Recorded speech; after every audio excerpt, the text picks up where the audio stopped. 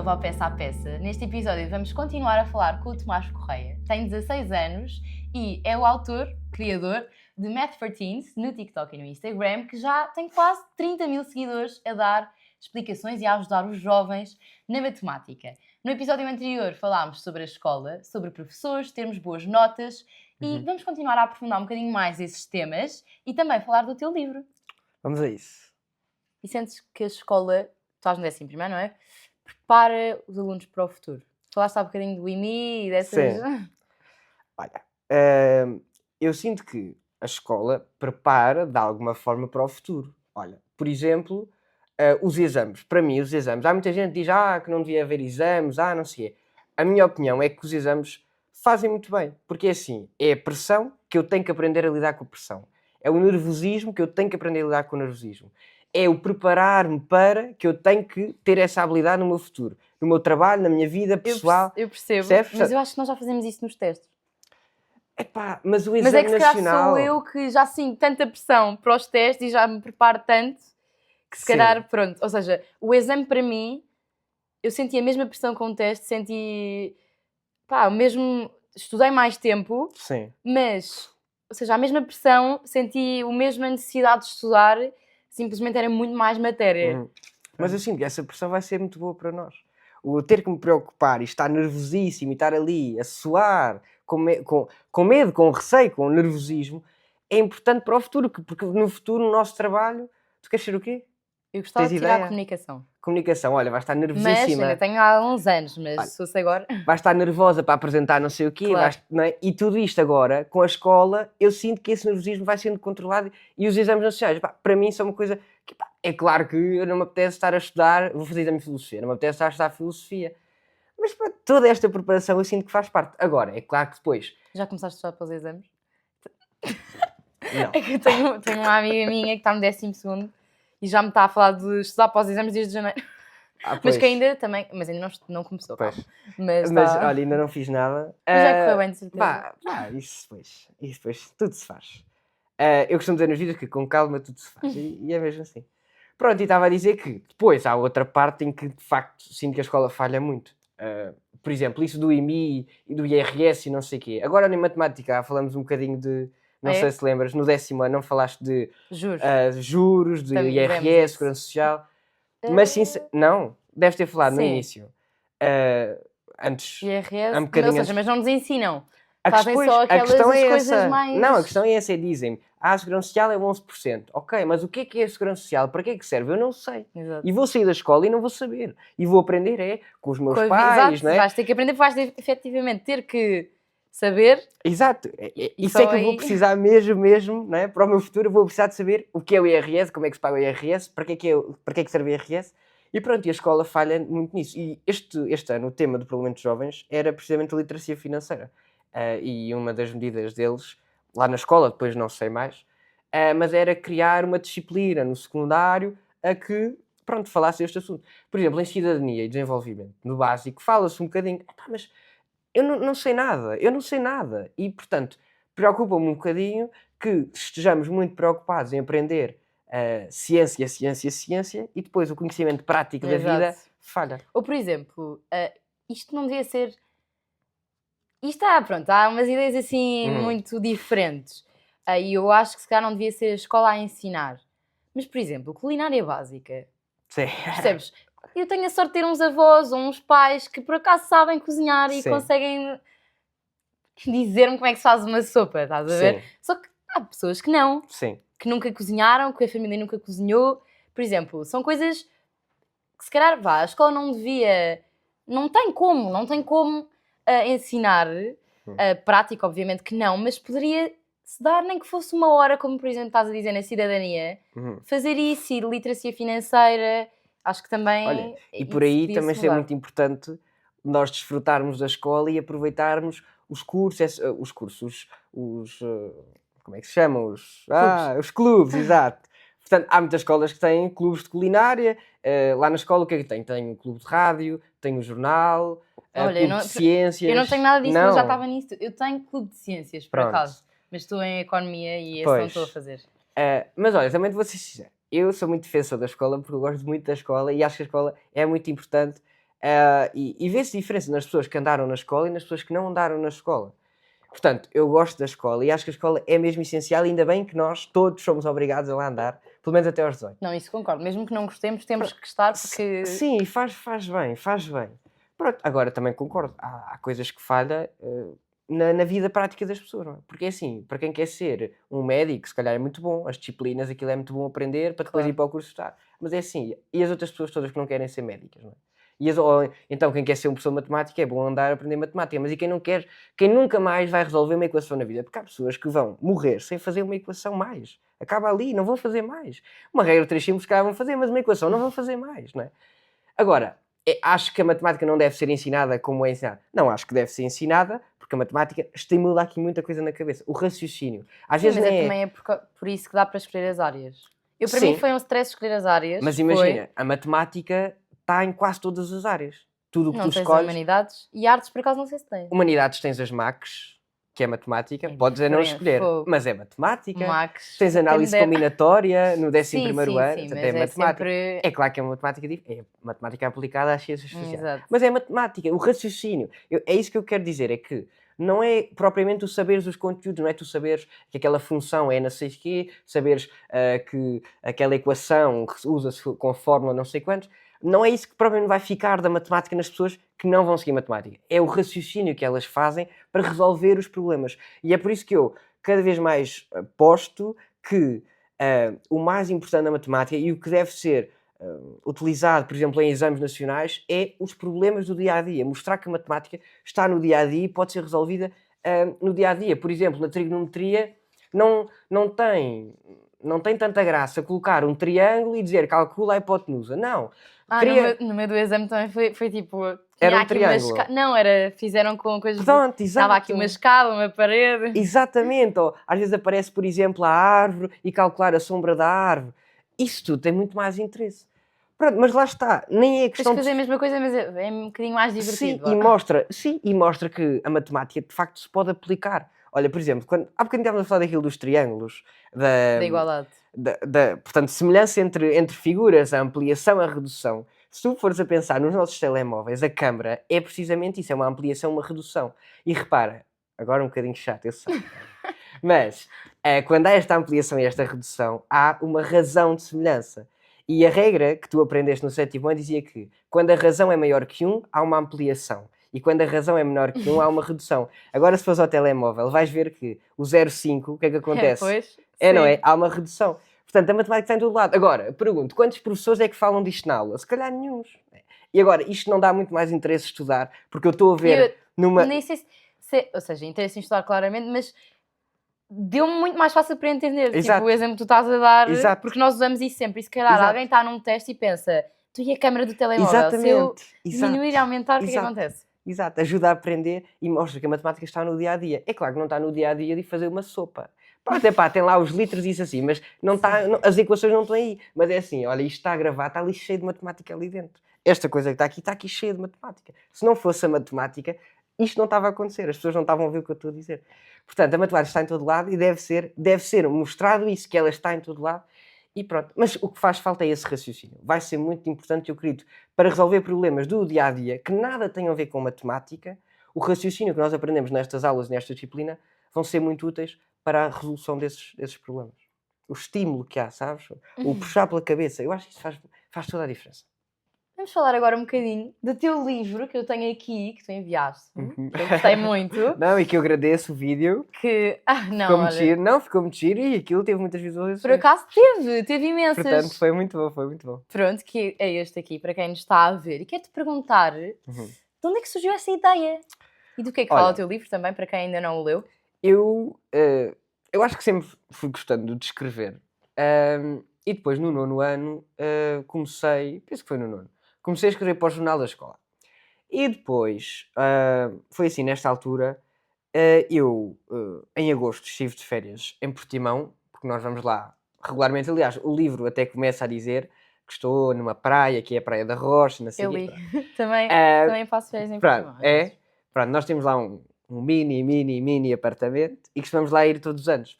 E eu estava em casa e estava lá com a minha avó, que está ali atrás, E estávamos em casa, mas estávamos por ali, não sei, não estávamos... Estava a dar a televisão na TVI, no programa, na altura, do Manuel Luís Goxa, que ele tinha, que era que se chamava Goxa mesmo. E ele estava a fazer uma entrevista... Acho que ainda tem. Não, agora já não há, não é? É sério? Agora já não, agora à tarde Ok. há aquilo da sentença Pois é. e a Casa dos muito Segredos. Pronto, e estava lá, ele estava a entrevistar a Diana Ginja, que é uma menina que escreveu até um livro, ganhou um Globo de Ouro, não sei Também o quê. estamos em conversações para ela vir Pronto, cá. portanto, ela foi lá e estava a falar de um livro que escreveu, acho que tinha 9 anos, ou muito, se não era 9 era muito pequena, que se chama, acho eu, Beliscaram a Minha Felicidade. Exatamente. Boa, acertei.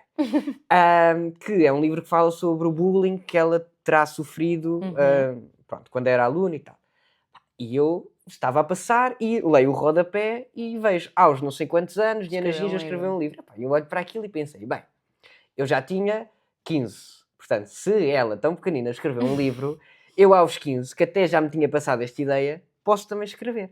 E pronto, e foi aí que deu o clique e comecei a escrever. Lembro-me de estar lá no apartamento e começar a escrever. Lembro-me de ir para a praia e levar era um iPad, ou um computador, mas era um iPad e com o teclado e estar a escrever na praia, até porque lá está, a crónica disse isso mesmo. Começa com uma descrição de eu estar a ver, estou aqui a ver uma família à minha frente, o que é que será que eles fazem? De onde é que será que são? Qual é que será o trabalho deles? Depois estavam atrás de mim, o que é que fazem? Ao lado, pronto, começa assim, mesmo para dar esta ideia de que eu estou na praia e muito do texto foi escrito em Portimão durante estas férias. Depois eu ponho uma ideia na cabeça e aquilo é intenso. É para despachar. Muito intenso ali a fazer. Portanto, muita coisa foi escrita lá. Mas a ideia inicial era só escrever uma compilação de crónicas, um livro com crónicas sem nenhum enredo, sem nenhum conteúdo específico, mas depois comecei a reparar que a maioria das crónicas que eu ia escrevendo eram involuntariamente sobre coisas da adolescência.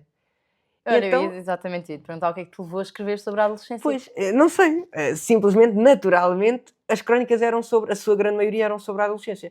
E depois eu pensei, olha, faz muito mais sentido, tem muito mais jeito escrever apenas crónicas sobre este tema. Pronto, e depois então a partir daí tudo que eu escrevi era mesmo sobre ser adolescente. Já agora, porquê crónicas? Porque é o género textual que eu mais gosto. Primeiro, porque eu acho que é o tipo de texto que nos dá mais liberdade. Sem ser a poesia, porque a poesia é o auge, não é qualquer... Nem acho que dê tanta liberdade. Achas? A poesia tens que rimar, geralmente. Mas é assim, e tens que... a tua poesia pode ser livre e podes fazer rima, podes não fazer, podes fazer como quiseres, pode ter uma estrofe, pode ter 1000 estrofes, tu bem sabes.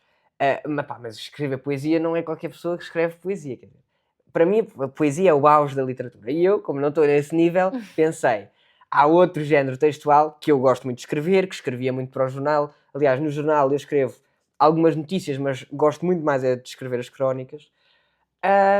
E pronto, portanto, é o género que me dá mais liberdade. Porquê? Porque eu posso expressar a minha opinião, e claramente há muita opinião aí, que eu acredito que muita gente, há coisas que não concorda, e ainda bem, porque acho que é importante no livro gerar discórdia no leitor. Depois porque eu posso constatar coisas da realidade, portanto, falar de coisas que efetivamente acontecem, existem, portanto, que aí não tem nenhum caráter subjetivo. Pronto, e portanto posso fazer isto tudo, posso juntar tudo, posso fazer o que eu quiser, não é? E isso dá muita liberdade. Podes escrever da maneira, exatamente, de como eu quiser, dizer o que eu quiser, e é sempre a minha opinião, quem não concordar faz parte, não é? E ainda bem, e eu quero é que me digam, olha, não concordo, estás a dizer porcaria por causa disto, por causa disto, por causa disto. E acho que isto é muito interessante para depois conversarmos e debatermos o tema. E houve algum, quer dizer, estás a dizer que foi assim, só decidiste o tema depois, não é? Sim. Mas houve assim alguma ideia que tu, quando pensaste que querias escrever, foi logo aquela tipo, é esta que vou começar, ou é esta, eu quero mesmo escrever sobre isto. Quero mesmo dar a minha opinião sobre isto. Eu, sinceramente, não sei, não me lembro. Okay. Mas eu sei que já tinha algumas crónicas escritas, porque eu já escrevia, tinha assim um blogzito, ia publicando tipo no site do blog, não é? E depois, mas, por acaso eu nunca entrei Pois, é normal, porque aquilo não tem nada... Aquilo tem lá uns 4 ou 5 textos, okay. E depois eu mostrava, punha assim o link no story, não sei o quê, e as pessoas liam. Se vocês virem no meu Instagram, no pessoal, até tem lá alguns poemas que eu ia escrevendo. Pronto, e portanto algumas crónicas já foram aproveitadas. Mas depois dessas, algumas também saíram, porque já não era meio sobre a adolescência. Mas não sei, não me lembro bem como é que surge a ideia, ou se há alguma específica. Sei que depois pensei em não colocar as crónicas todas soltas e dividir em uma espécie de capítulos. Portanto, tem 3 partes, não é? As inseguranças, os arrelios e os desamores. E, portanto, para organizar, de certa forma, as crónicas.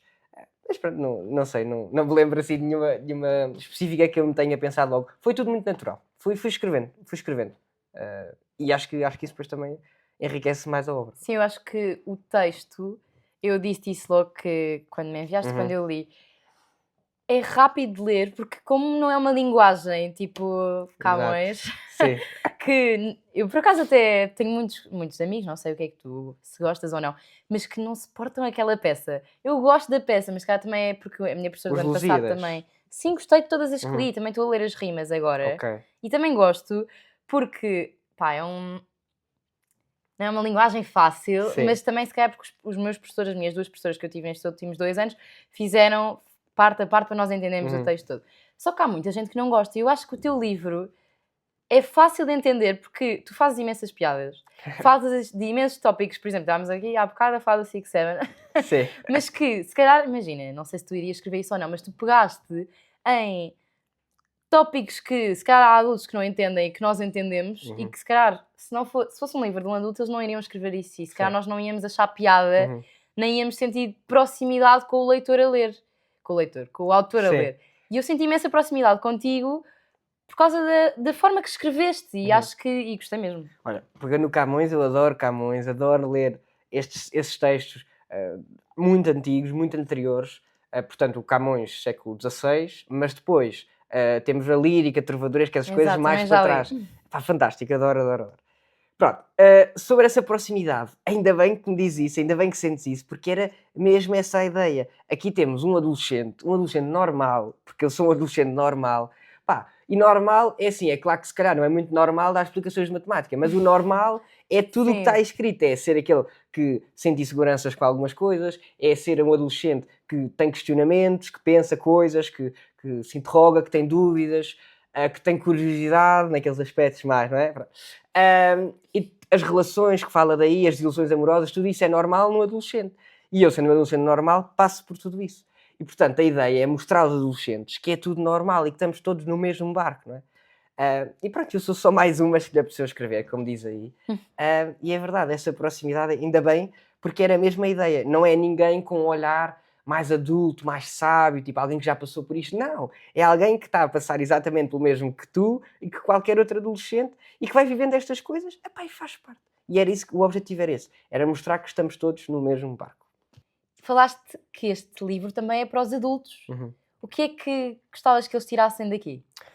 E porquê é que é para eles? É muito para os adultos, porque eu sinto que os adultos muitas vezes esquecem de que eles também já foram adolescentes. Sabes, às vezes não dão importância ao que nós estamos a sentir, ou não dão tanta importância, porque se calhar agora posso dar assim um bocadinho injusto, porque acredito que os nossos pais se importem muito connosco, claro que sim. Mas às vezes nós estamos tristes por algum motivo, ou estamos zangados, ou com um mau feitio. E é sempre aquele, mas tu não fizeste nada. Exato.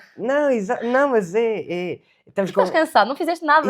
Exato. E estás a falar assim porquê? Mas logo assim, sem fazer esta retrospectiva de calma, eu já passei por isto, eu já tive aquelas hormonas assim, eu já tive aqueles problemas, faz parte, não é? E portanto, nós precisamos que os nossos pais, os nossos adultos, os nossos professores, todas as pessoas mais velhas que lidam connosco, que se recordem de que elas também já passaram por isto. Assim, é claro que agora não há o problema de eu respondi a uma story e ela não me disse nada e então agora estou chateado. É claro que eles não tinham este problema há 50 anos, ou há 40 anos, ou há 30 anos. Claro que não. Mas há pilares que se mantêm, não é? As relações, as inseguranças, tudo isso faz parte de ser adolescente. Olha, isso é que é antrópico, isso é que é biológico. Portanto, precisamos muito da empatia. E eu digo isso no livro, precisamos da vossa empatia. Precisamos da empatia dos nossos adultos. E por isso é que este livro é importante, para que eles vejam o que é ser adolescente no século XXI, o que é que nós andamos a passar e que eles são muito importantes na nossa vida e nós precisamos da sua ajuda. Portanto, eu na biografia estendida, porque depois tem que se cortar, não é? Para o Instagram, Spotify tem que se cortar sempre um bocadinho. Eu também escrevi isso, que este podcast é uma porta aberta para os jovens, não é? Que querem ver a sua visão a ser defendida, porque, pronto, agora estamos da mesma idade praticamente, eu faço 16 este ano, tu fazes 17, mas eu também já estive aqui adultos. Mas disse que também era uma janela aberta vá para os adultos que querem entender as visões, se calhar, dos jovens ou dos filhos, ou seja, eu não sou filha deles, não é? Sim. Mas podem relacionar-me a mim com os filhos deles. Exato, qualquer pessoa que lide connosco, acho que o livro é importante e a mensagem, o livro e agora o podcast. E sentes que, ou seja, sem ser estas partes todas de adultos, adolescentes, que há alguma coisa que os adultos não entendem, mas da nossa geração, não é tanto da nossa idade, é da geração em si. Da nossa geração.